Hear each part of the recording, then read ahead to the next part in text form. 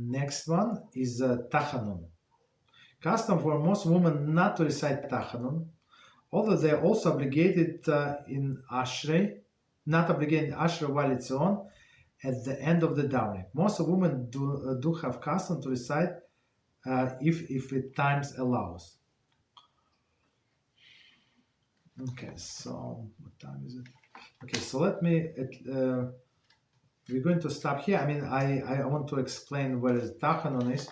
So Tachanun is a prayer when we say after Shmoneh Esrei, after repetition of Shmoneh Esrei, and it's a very long, like supplicatory prayer, right? On Monday and Thursday it's very long, so it's very very long. But on other days it's much shorter, and then we put our head on our hand, right? On the right hand, in the shacharis, on the left hand in the mincha, and there is a vidui.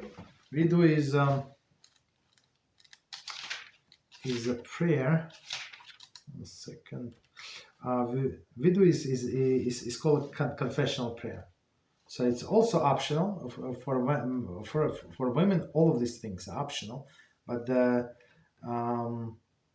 if they want to, I mean, if she has time, of course she can say all of the vidui, and